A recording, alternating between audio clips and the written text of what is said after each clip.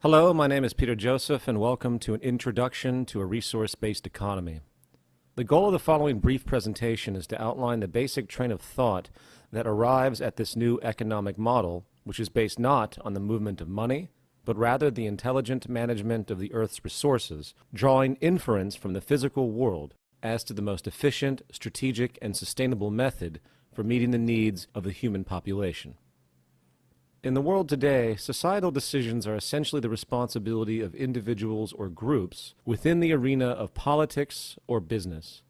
In fact, one could note that politics and business are the governing group entities of the social order as we know it. And, as history has shown, whenever anything goes wrong on the societal level, the tendency is for one group or a subgroup to simply impose blame on another. The left will blame the right, the conservatives will blame the liberals, a new administration will blame an old administration, etc. Yet, rarely do we hear any criticism of the foundation of the social operation itself. It appears to simply be presupposed by most. In other words, the culture seems to unconditionally accept the socio-economic paradigm without question, and politics and business are assumed to be a natural human state of affairs. Even in a world of growing unemployment, growing poverty, growing mental health disorders, drug abuse, raw resource depletion, overall environmental degradation, violence and war propensities, systemic global debt defaults, accelerating inflation, atmospheric destabilization, and many other social and ecological problems too numerous to name at this stage, there still exists a general refusal to consider that maybe the socioeconomic system itself could be at fault. What if the very game we play is really the problem? What if the very nature of the dominant institutions and methods of our time are actually creating and reinforcing certain behavioral tendencies which are, to put it simply, unsustainable and destructive, yet we simply don't see it? As time has moved forward with the exponential increase of human knowledge, we have seen a natural erosion of various forms of superstition and provably non-progressive social practices.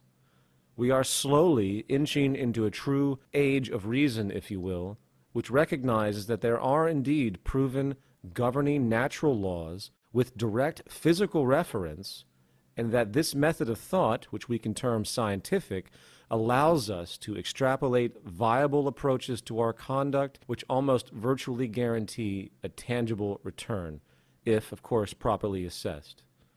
This scientific inference is what has produced, in fact, the vast technology we see around us, from airplanes to life-saving medicine to even our understanding of the universe itself. Simply put, science is an approach to our comprehension of the world and ourselves, guiding us to the closest approximation of reality as we could possibly have.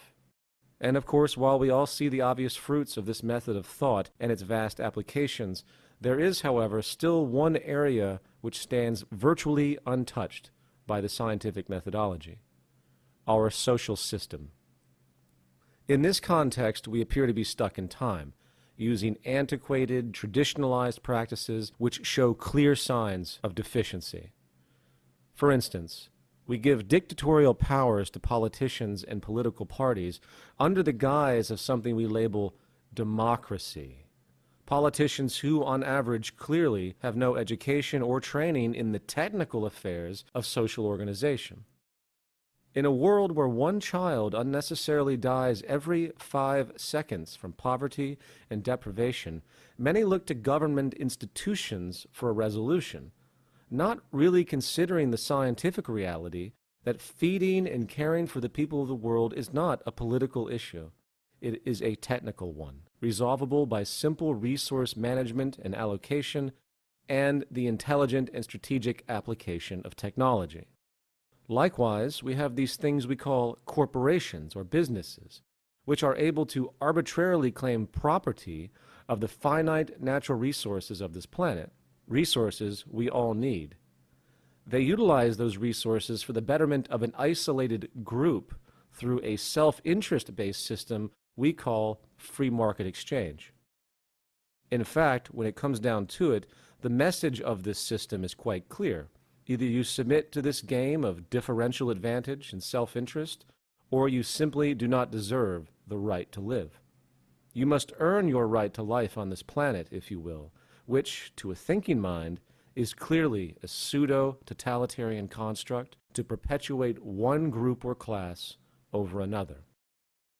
Yet, again, this inhumanity goes unnoticed, for it is structurally built in.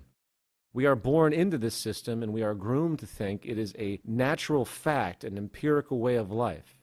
Just as if years ago perhaps you were born into a society as an abject slave. Since you have never been exposed to anything contrary, you might even believe that you're supposed to be a slave, as though it is again a natural order of reality. And if we couple that fact with a monetary system based explicitly on debt, which, unannounced to most, mathematically guarantees that a subclass of the human population will always be deprived, we begin to see that we live in an advanced variation of feudalism and nothing more. It is technically impossible for everyone to have their needs met in the current system. The economic game of differential advantage simply isn't designed to allow everyone to live and prosper. It is a win-lose system, regardless of the state of the natural world and what we are able to produce and technically accomplish.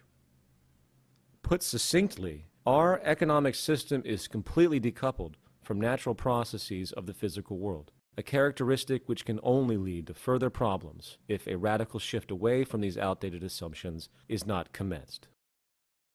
So, let's now take a large step back, putting aside everything that we might have been taught about our social constructs, and consider the following question. What are the immutable foundations of human health and prosperity, and how do we construct a system which meets those needs for the entire human population, understanding we live, of course, on a finite planet, while ensuring the sustainability of this habitat for future generations? To answer this question, we need to first consider the issue of human need itself. For eons now, philosophers have contemplated the nature of mankind, trying to find those human universals we all share. This, of course, is an ongoing debate with many speculations, yet when it comes to the arena of human needs, we do find a virtually universal set of commonalities amongst the entire species. Needless to say, if we do not get proper nutrition, food, air, and water, we will cease to exist over time. If we are exposed to substances which are chemically toxic to our biology, such as ingesting mercury or the like, we will likely get very sick. If we suffer a serious vitamin deficiency as a child, there is a predictable detrimental outcome for one's personal health, such as stunted growth or immunity problems. But as human sciences have progressed, we find that human needs do not stop at this basic, commonly observed level. Humans are biopsychosocial organisms, meaning we are affected by our environment symbiotically in many subtle and often complex ways. For instance, if a mother in the late stages of pregnancy suffers extreme emotional stress, flooding her system with cortisol, a stress hormone, the nervous system of that unborn child could be predictably compromised in a negative way for the rest of his or her life, for the fetus itself technically is learning about what the world is going to be like. This also goes for infancy and early childhood as well, a critical developmental period where the organism is literally being programmed or adapted to the possible nature of the world they exist in, an impression which has been found to carry over for the entire life of that person in many ways.